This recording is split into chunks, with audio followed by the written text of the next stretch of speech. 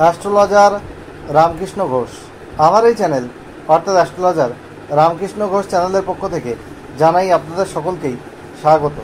আশা করি ঈশ্বরের কৃপায় আপনারা সকলেই ভালো আছেন। আমি বিভিন্ন রাশির মাসিক রাশিফল নিয়ে আলোচনা করছি। আজকে আমার আলোচনা বৃশ্চিক রাশির কয়েকটি ভবিষ্যৎবাণী, যা অনেকটাই সত্যি হবে।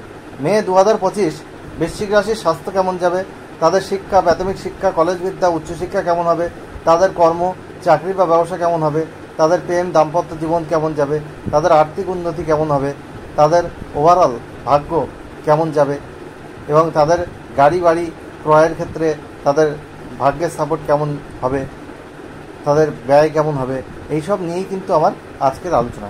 এবং বৃশ্চিক রাশির যে সমস্যা রয়েছে সেই সমস্যা থেকে বেরিয়ে আসার কী রেমেডি রয়েছে সেটা ভিডিও শেষে আলোচনা করব। আপনাদের কাছে অনুরোধ, ভিডিওটি কেটে কেটে দেখবেন না, তাহলে কিন্তু পরিপূর্ণ আলোচনা আমার থেকে পাবেন না। আর ভালো লাগলে অবশ্যই ভিডিওটিতে লাইক, কমেন্ট, শেয়ার করে সবাইকে দেখার সুযোগ করে দেবেন। বেল আইকনে প্রেস করে রাখবেন যাতে নতুন ভিডিও আপলোড হওয়ার সাথে সাথে আপনাদের কাছে একটা নোটিফিকেশান পৌঁছায়, এবং চ্যানেলটি অবশ্যই সাবস্ক্রাইব করবেন। বৃশ্চিক রাশির স্বাস্থ্য নিয়ে আসছি। দেখুন, বৃশ্চিক রাশির অধিপতি গ্রহ মঙ্গল, সে কিন্তু রাশির নবমে থাকছে, তার অবস্থান ভালো, কিন্তু এই নবমে কর্কট রাশিতে কিন্তু সে নিচস্থ হচ্ছে। ফলে স্কিন রিলেটেড কোনো সমস্যা, ছোটোখাটো রক্তপাত, চোট আঘাত এইসব কিন্তু হতে পারে, অ্যালার্জি এই জাতীয় সমস্যা আসতে পারে।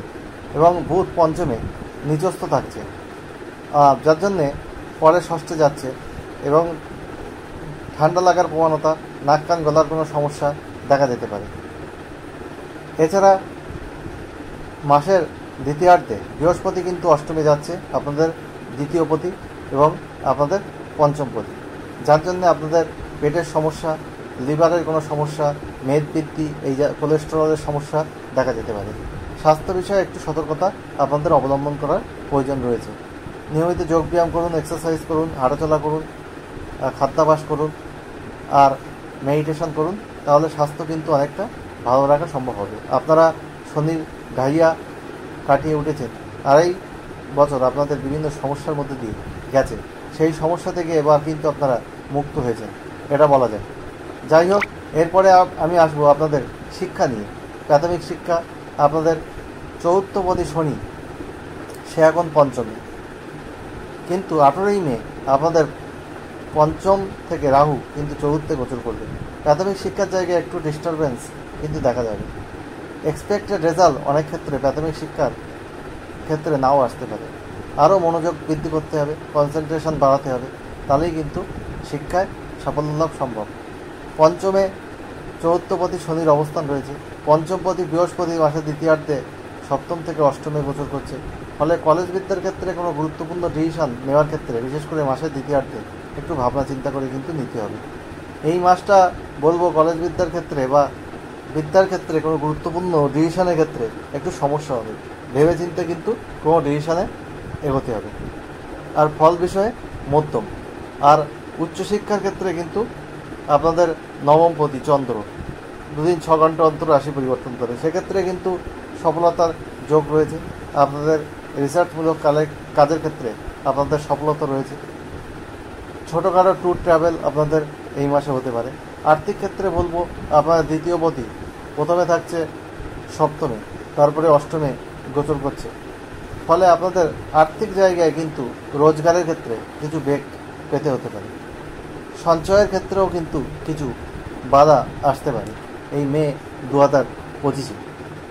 আর্থিক জায়গায় একটু সমস্যা দেখা যাবে, আমি আর্থিক জায়গা মিডিওকারই বলবো। এরপরে আপনাদের প্রেমের ক্ষেত্রে বলবো, আপনাদের পঞ্চমপতি বৃহস্পতি, সে কিন্তু সপ্তমে রয়েছে, মাসের দ্বিতীয়ার্ধে অষ্টমে গোচর করবে। পঞ্চম স্থানে রাহুর অবস্থান রয়েছে। আপনাদের মধ্যে যে কনফিউশন ক্রিয়েট হচ্ছিল, একটা সমস্যা ক্রিয়েট হচ্ছিল, বিবাদ, এইসব সমস্যা আসছিল, সেটা থেকে আপনাদের মুক্তি হবে 18ই মে। তা সত্ত্বেও বৃহস্পতি আপনাদের অষ্টমে গোচর করছে, পঞ্চমপতি, সেক্ষেত্রে কিন্তু কিছু সমস্যা প্রেমের মধ্যে থাকবে। আপনাদের মধ্যে আলাপ আলোচনা করে পার্টনারকে গুরুত্ব দিয়ে, মর্যাদা দিয়ে অনেকটা এই সমস্যার কিন্তু সমাধান সম্ভব। প্রেমের ক্ষেত্রে আপনাদের একটু সতর্কতা অবলম্বন কিন্তু দরকার রয়েছে। এমনি প্রেমের ক্ষেত্রে আপনারা রোমান্টিকতা অনুভব করতে পারবেন, সব কিছুই ঠিক আছে, কিন্তু মাঝে মাঝে তর্ক বিতর্ক হবে। আর আপনাদের মঙ্গল নিচস্থ থাকছে রাশির অধিপতি, মেজাজ আপনাদের হারিয়ে যেতে পারে। আপনাদের রাগকে কন্ট্রোল করতে হবে, অ্যাঙ্গারকে কন্ট্রোল করতে হবে, না হলে সমস্যা। মাথা গরম হয়ে গেলে কোনো তর্ক বিতর্ক হয়ে আপনাদের সম্পর্কের জায়গায় অবনতি হতে পারে।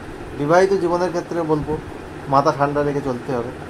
আপনাদের সপ্তম পতি শুক্র, সে কিন্তু পঞ্চমে উচ্চস্থ থাকছে। বিবাহিত জীবন মোটামুটি ভালো, তেমন কোনো অসুবিধা কিন্তু বিবাহিত জীবনের ক্ষেত্রে দেখা যাচ্ছে না।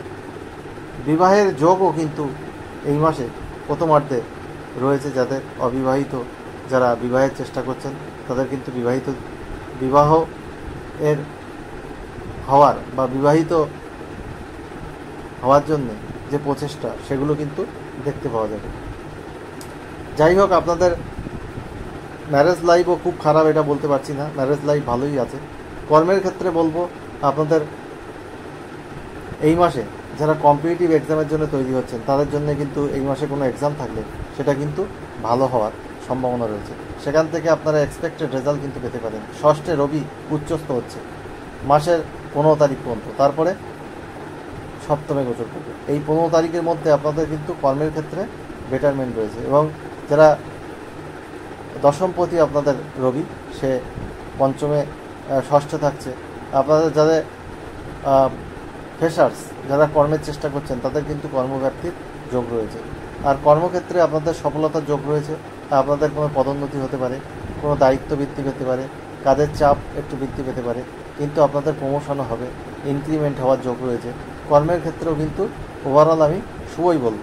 কিন্তু 18ই মে আপনাদের দশমে কেতু গোচর করবে, যার জন্য আপনাদের কর্মের জায়গায় কিছু গুপ্ত শত্রুতাও কিন্তু তৈরি হবে।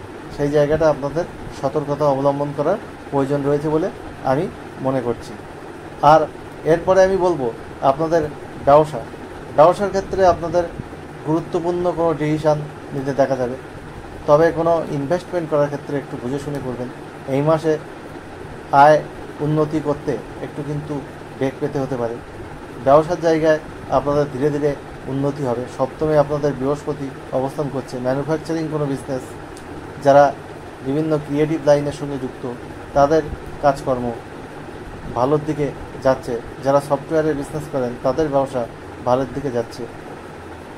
এইভাবে কিন্তু ব্যবসার ক্ষেত্রেও কিন্তু ডেভেলপমেন্ট রয়েছে।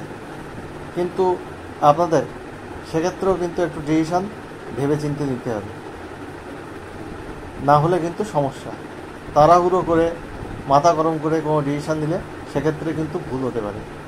এই জিনিসটা আপনাদের খেয়াল রাখতে হবে। আর মায়ের শারীরিক জায়গায় মাসের দ্বিতীয়ার্ধে কিন্তু খারাপ হতে পারে।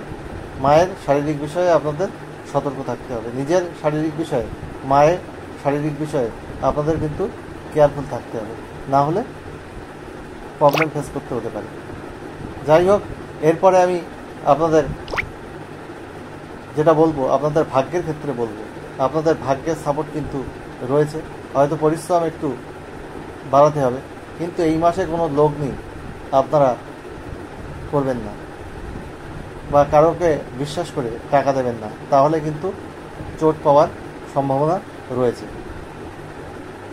ভেবে চিন্তে ঠিক মতো ডিসিশান নিয়ে তবেই কিন্তু আপনারা কোনো কিছু করার জন্যে অগ্রসর হবেন।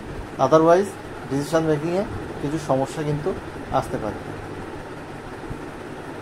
আর যারা সরকারি কন্ট্রাক্টের কাজ করেন, তাদের কিছু বিজনেসের যে ডিল, কিছু কন্ট্রাক্ট কিন্তু ফাইনাল হতে পারে। আর আপনাদের বৃশ্চিক রাশির কিছু সমস্যা রয়েছে, কিছু ভালো দিকও রয়েছে। আপনারা এ মাসে অনেক এনার্জেটিক হয়ে উঠবেন, কিন্তু যে আপনাদের যে সমস্যা রয়েছে, সেই সমস্যা থেকে বেরিয়ে আসার জন্য আপনারা অবশ্যই প্রতি মঙ্গলবার হনুমান চালিসা পাঠ করুন। আর মঙ্গলের বীজ মন্ত্র পাঠ করুন প্রতিদিন মিনিমাম 9 বার, ম্যাক্সিমাম 108 বার। ওম ক্রাং ক্রিং ক্রোম সব হুমায় নমঃ। আর হনুমান মন্দিরে মাসে অন্তত একবার শনিবার বা মঙ্গলবারে মেটে সিঁদুর আর আপনারা ধূপ জ্বালিয়ে লাড্ডু দিয়ে হনুমানের আরাধনা করুন, অবশ্যই ভালো ফল পাবেন। আর আপনারা লাল রং হলুদ রং, সোনালি রং, গোলাপি রং, ক্রিম রং বেশি ব্যবহার করুন। জীবনের সফলতা কিন্তু অনেক পাবে। বৃশ্চিক রাশির কিছু খারাপ দিক রয়েছে, কিছু ভালো দিক রয়েছে, ভালো মন্দ মিলিয়ে জীবন। মে 2025 সব বৃশ্চিক রাশি মানুষের জীবন সুখ সমৃদ্ধি আনন্দে ভরে উঠুক, ঈশ্বরের কাছে এই প্রার্থনা করে আজ এখানে শেষ করছি। আবার খুব তাড়াতাড়ি নতুন আলোচনা নিয়ে আমি আপনাদের সামনে হাজির হব। আপনারা সবাই ভালো থাকবেন, এটাই কাম্য।